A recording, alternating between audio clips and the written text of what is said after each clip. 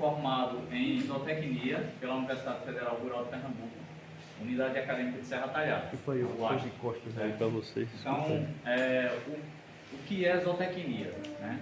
Muitas vezes a pessoa ouve essa palavra e não sabe o que é. Né? Zootecnia, o zootecnista, é o profissional especialista em trabalhar com produção animal, seja qual for o tipo de animal. Se for animal de produção ou doméstico, o zootecnista trabalha com ele, certo? Então, por exemplo, eu me formei na faculdade e trabalhei em diversas áreas dentro da área de conhecimento da zootecnia. Eu trabalhei com produção de forragem, ruminantes, trabalhei com aves, trabalhei também com extensão rural. O que é extensão rural? Extensão rural é levar conhecimento, né, técnico ao produtor rural. Né? A gente vai nas comunidades rurais, como a gente está fazendo aqui hoje, a gente está ministrando um curso que termina sendo extensão rural também. A gente está levando aquele conhecimento adquirido na faculdade, certo? Para o produtor.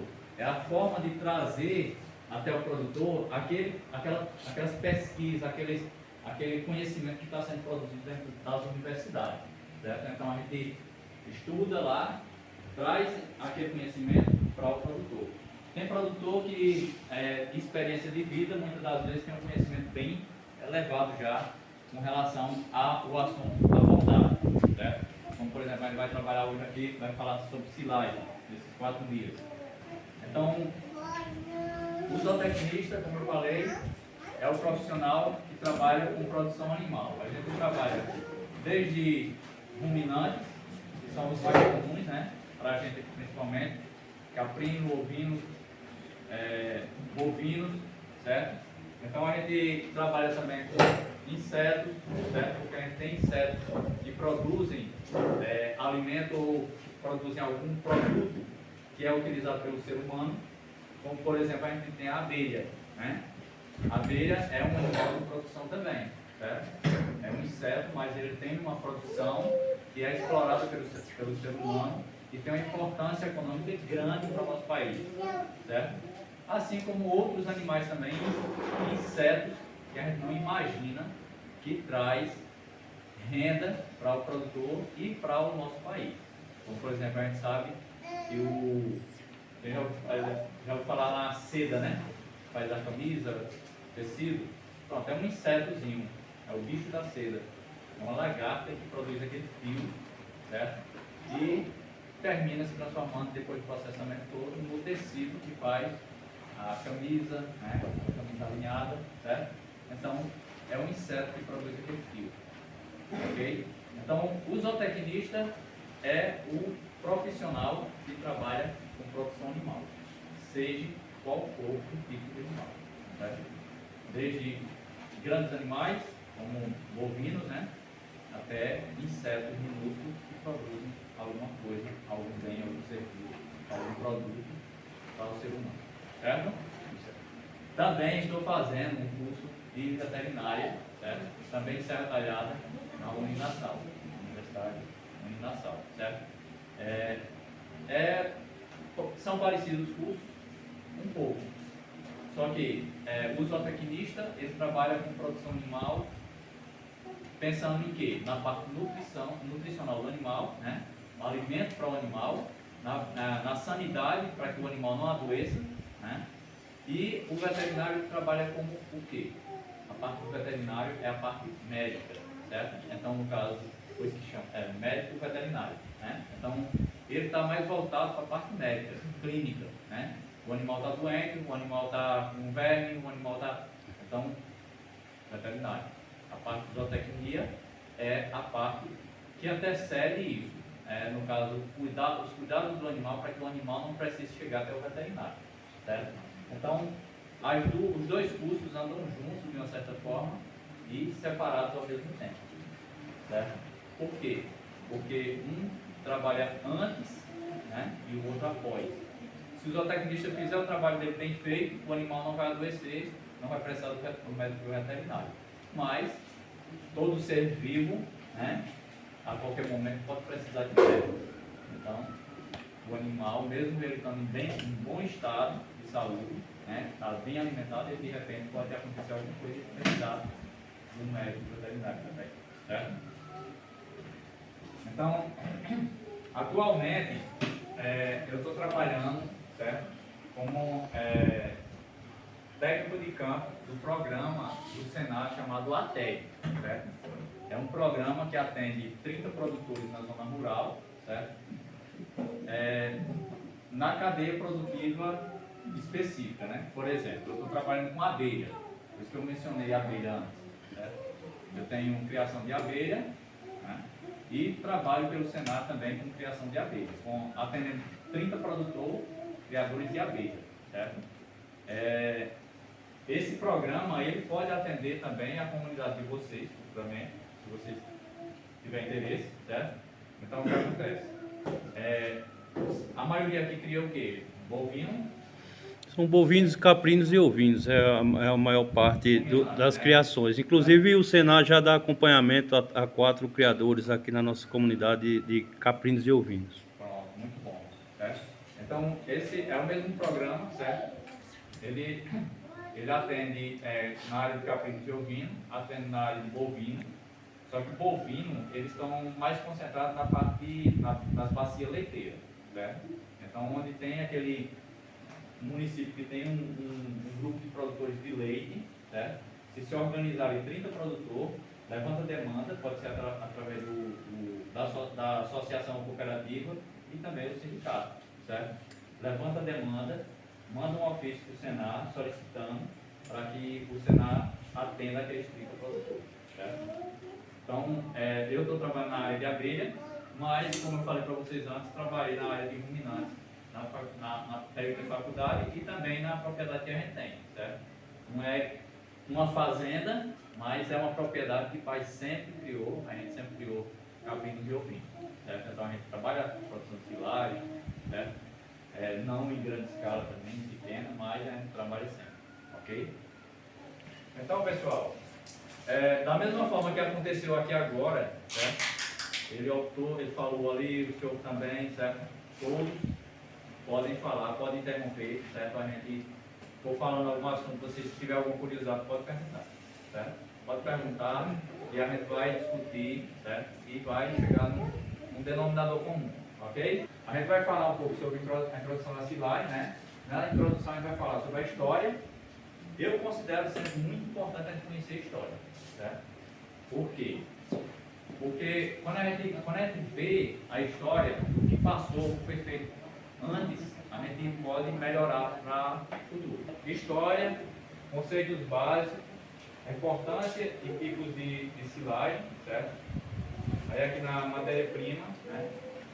Escolha das cultivares formigueiras e suas características, né? Processo de produção de silagem, etapas da silagem e técnicas de corte e compactação, certo? A compactação, muitas das vezes, é onde está o segredo da silagem, certo? Eu sabia, tá? Pronto. Se não compactar bem, certo? Então, ela demora a reduzir o pH e compromete a qualidade, certo? Então, o segredo é compactar bem, deixar o mínimo de ar, oxigênio, dentro do silo possível, certo? Então, aqui, fatores que influenciam na qualidade: umidade, tempo de fermentação e aditivos, certo?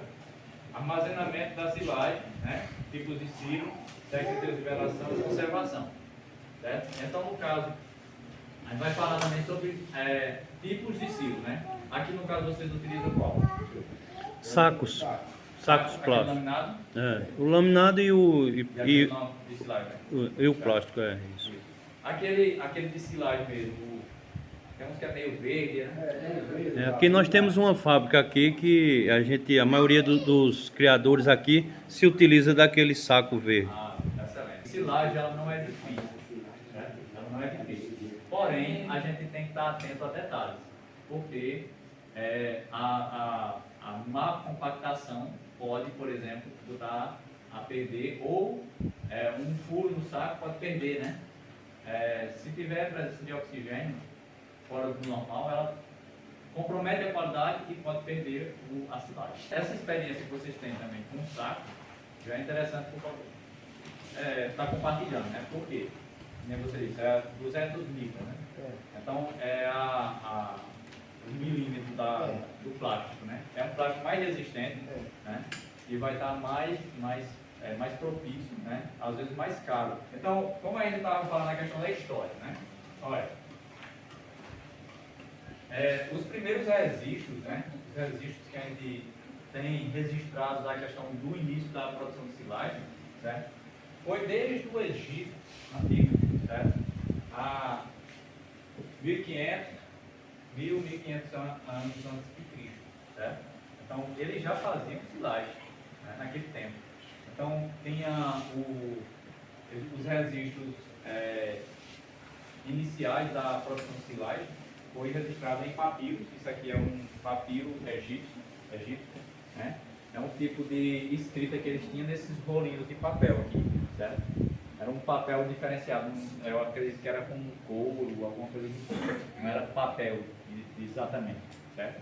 Então, eles tinham esses papiros, onde eles faziam as inscrições e lá estavam descritos a produção de silagem já no tempo antigo do Egito, certo? Então a gente vê aqui essas gravuras, né? Que aqui eles estão cortando em campo, né? Transportando e aqui depositando no silo, certo? Então são gravuras egípcias, certo? Que traz esse registro da produção, do armazenamento de silagem já nessa época, certo? Aí você diz assim, mas a silagem a gente precisa cortar, né? Fracionar. Por que eles estão armazenando aqui o inteiro? Isso, durante muito tempo eles armazenavam dessa forma. Só cortavam e colocavam a planta inteira no silo, certo? Então, com o passar do tempo, as coisas vão evoluindo, como eu falei para vocês, a questão da pesquisa, né? Certo? Eles foram vendo que, muitas das vezes, acidentalmente, né? Corta demais, botou ali e viu que teve um resultado melhor. Então, vai se melhorando, né? O processo, certo? Então, na faculdade, hoje, tem muita gente que trabalha com silagem em vários lugares do mundo, né? Mas, dentro de uma faculdade, está tendo o quê? Pesquisas ali, para melhorar aquele processo, certo? E trazer aquele processo para cada região. Porque, como eu falei para vocês antes aqui, não é a mesma coisa a gente pegar uma tecnologia lá do sul e fazer aqui, que muitas das vezes não dá certo. É como um animal. Um animal que é criado lá, a gente trazer para cá, chega aqui ele sente diferença, né? Então, tem que adaptar tanto o animal para trazer para cá, como também a tecnologia, certo? Porque muitas das vezes o que se aplica lá não se aplica aqui, certo? Da mesma forma, teria que adaptar ela, passa por um processo, ok? Então a gente tem aqui novamente a figura, destaco mais um pouquinho, é a mesma, certo? Silos tipo torre, né? Praticamente enterrados, da época de 1200 a.C., foram encontrados em escavamentos, né, arqueológicos próximos à cidade do Cartago, na Tunísia, certo? Norte da África. Então, foi encontrado também na África, né? Então, o que acontece? Naquela época, o pessoal já tinha uma preocupação com o quê? Com o alimento dos animais, né? Justamente, com conservar, com guardar para utilizar depois, na hora da necessidade. Muitas das vezes a gente aqui, na nossa região, a gente sabe que a gente tem. Todo mundo sabe. Isso que nem se diz. É a receita, o dia a dia, né? O ano a ano de cada um de nós, né? Todos os anos a gente sabe que a gente tem o período de chuva, o período de seca, né? Prolongado, né? E os animais sofrem nesse período. O período de chuva é um período de abundância, de muita fartura, né? Mas naquele período de chuva a gente não armazena. Aí quando chega no período de seca, a gente fica doidinho caçando. Que nem a gente vê o pessoal botando próximo das pistas da BR, cria aquele monte de capim, né? Aí os camaradas vão para lá, como o gato fica lá, tucaiando o dia todo no meio do sol, para os animais comer ali próximo da pista, que é o único alimento que tem. não tem um alimento mais para os animais. Então tem que recorrer ao que tem ao alcance, né? Então, por que a gente não se preparar antes, né? Ah, tem gente que tem aguação, dá para fazer sua forragem aguada, entendeu? Vai lá, plantou, cresceu, está no ponto, corta, faz a silagem, ela vai rebrotar de novo, vai crescer novamente, faz a silagem novamente. Ah, mas já tem silagem armazenada, eu vou gastar para comprar saco? Aí o capim vai ficando velho, né? O camarada está precisando, tem os animais, sabe que vai precisar mais na frente e fica se amarrando porque não quer comprar o saco. Não é verdade?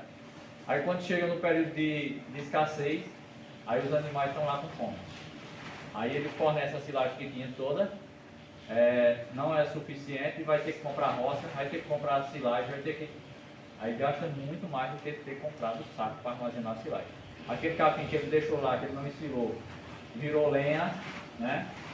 Vai ter que botar na caldeira lá para poder cozinhar alguma coisa, porque é lenha, né? Feijão, alguma coisa. Certo? Então, pessoal, a gente tem que se preparar para um período de estiagem, que a gente sabe que todo ano eles vêm. Não é isso? Me fale sobre no caso, a silagem de cana. Muita gente nos apoia, outros critica. É um caso meio complexo, né? Isso. Eu penso o seguinte sobre a silagem de cana. Eu acho que ela tem que fazer mais na parte aérea. Certo? E assim, a parte porque ela tem muita água. Certo? E a gente sempre usa fazer misturado, né? Misturado. Um pouco de cada que é para... Porque o excesso de umidade ele pode botar a perder. Certo? Então, por exemplo, tem um pessoal que adiciona melaço de cana na silagem, né? É excelente. Agora não pode também colocar demais. Sal, tem gente que coloca de forma alguma. Nunca ouvi falar também não, nem sabia. No meu caso, estou aditivando com trigo ou xerém. É o que, né, dá uma palatabilidade melhor à silagem e também dá um maior teorzinho de proteína, energia, né, isso? E acaba com esse problema da umidade. A gente vai trazer aqui a partir teor de umidade, certo? Então, no caso, a cana, como ela tem muita água, certo? Ela pode comprometer, né? Então, no caso, seria o quê? Seria reduzir a parte cana dela e usar mais a parte aérea, a parte da folha, né? Uhum. A parte Parte do seca. olho da cana, né?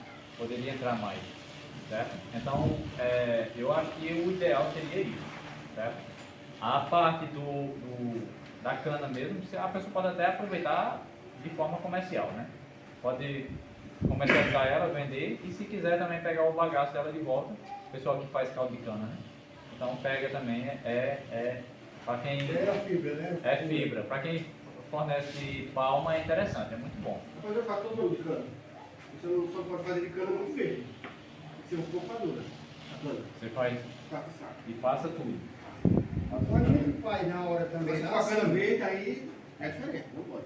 Na hora a gente faz assim, por exemplo, com um capim, Eu faço tira tudo. metade de cana, metade de capim. Aí passa um pouco de cada, entendeu? Para jogar na forragem, normal, assim, É. forragem, né? Mas esse caso de armazenar, esse aí é a maior dúvida que nós temos, porque uns criticam e outros apoiam. Então é uma coisa meio... Justamente. Aí no caso, o que pode, ela tem um teor de fibra alto, mas a umidade dela pode comprometer, certo? Ok? Mas Então, se tirar ela e deixar ela desidratar os dias, certo? pode também, mas a fibra vai ficar mais resistente, certo? Então no caso, Mas ela perde um pouco do líquido. Cada um tem um tipo de bactéria e o capim tem outro, né? Fermentação diferente. no Não caso, pode misturar também não.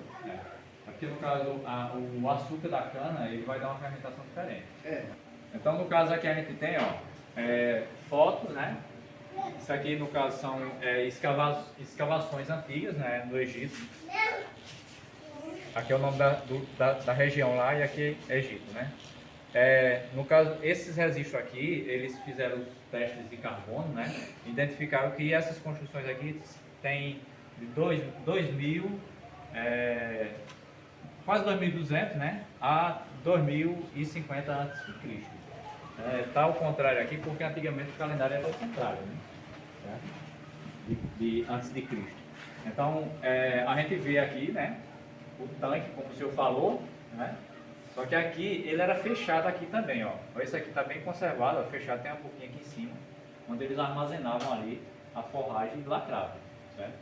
Então, ou seja, nessa época aí ele já tinha essa preocupação com a produção de forragem. Por quê também? O Egito a gente sabe que é uma região muito seca, né? Tem áreas de deserto lá pesadas, né? Então eles criavam animais e tinham essa preocupação. A gente aqui está num ambiente muito mais favorável e muitas das vezes não se preocupa com armazenar a forragem para os nossos animais no período que a gente sabe que vem todo ano, que é o período de estiagem, certo? Aqui, história da produção de silagem a partir de 1920, quando a importação de máquinas e tratores criou força em nosso país, a técnica se difundiu ao longo dos anos, inicialmente com o milho, né? No caso, a partir de 1920 foi quando a silagem começou a chegar no Brasil, né? A tecnologia chegou, né? Começou a vir o conhecimento e eles começaram a fazer, né? Então, inicialmente eles trabalhavam com milho apenas, né? Como foi relatado, né? E posteriormente com o sorgo e capim-elefante, certo? Então, com o passar do tempo, eles foram utilizando também o sorgo e o capim-elefante e outras gramíneas também, certo? Porém, de início foi mais isso aqui. Esse silo aqui, pessoal, foi o primeiro que foi construído no Brasil, que foi um silo torre construído em 1915 nas imediações da Escola Agrícola de Lavras em Minas Gerais, certo? Então foi construído esse silo numa escola agrícola, justamente com o intuito de quê? De levar até o produtor rural o conhecimento, né? Então diversos alunos, né, fizeram cursos, né, de agropecuária, de alguma curso voltado para as ciências agrárias, e eles aprenderam a tecnologia e saíram levando, através da extensão rural, para o produtor. Então, o produtor rural, na época, começou a ter conhecimento sobre essa tecnologia que é a silagem, certo? Então, como a gente falou aqui antes, aqui, 2000 anos antes de Cristo já existia essa tecnologia no Egito. Só que nessa época aí não existia nem Brasil, né? Existia, mas não sabiam que existia, né? Então, o que acontece? Quando foi em 1915, foi que a silagem, o conhecimento da silagem chegou até o Brasil, certo? Depois que teve os portugueses vieram, né? Fizeram toda e aqui em 1915, ou seja, quase há mais de 100 anos atrás, um pouco, né? O Brasil já tem 500 e tantos anos. Então, demorou a chegar para a gente esse conhecimento, mas chegou e é uma alternativa muito importante para a nossa região, certo? Então, 1915 marcou a entrada desse conhecimento no Brasil, através dessa escola agrícola, né? Em Minas Gerais. Tem um vídeozinho aqui, deixa eu ver se eu...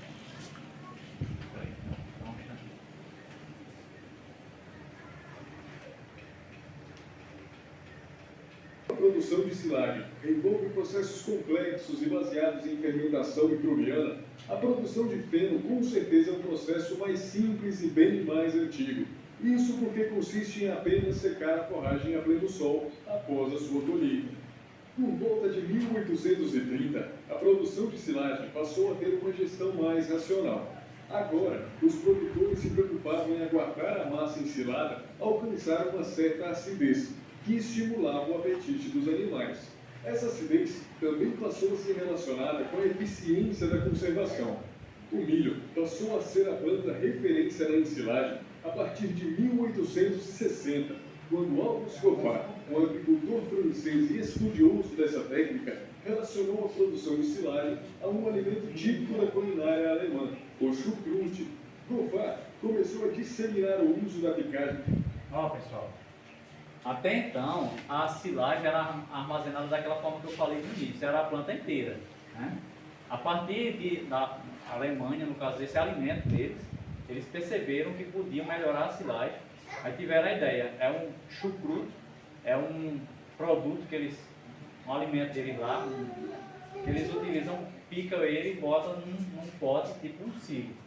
Aí eles acharam que podia melhorar o processo da silagem dessa forma.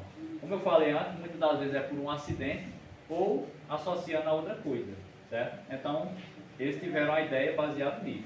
Eu vou voltar só um pouquinho aqui para vocês entenderem melhor. E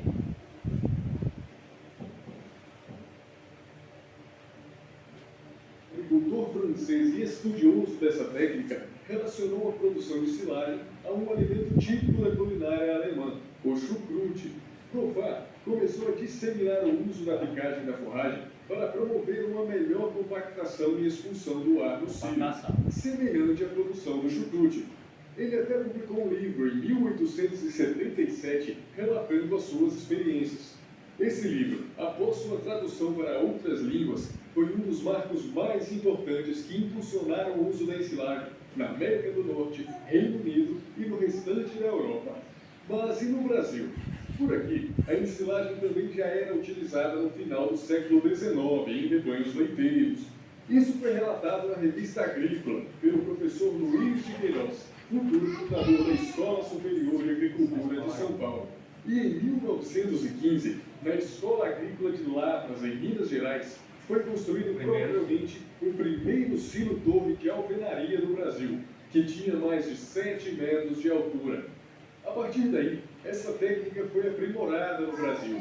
Implementos agrícolas mecanizados passaram a ser utilizados. Práticas que favorecem a fermentação foram priorizadas. E outras culturas além do milho também começaram a ser ensiladas, como o sorgo, capim-elefante, capins tropicais e cana-de-açúcar. Mas o mais importante, nossos pecuaristas se aperfeiçoaram e profissionalizaram cada vez mais a produção de silagem. E hoje somos uma das principais referências mundiais no uso dessa tecnologia.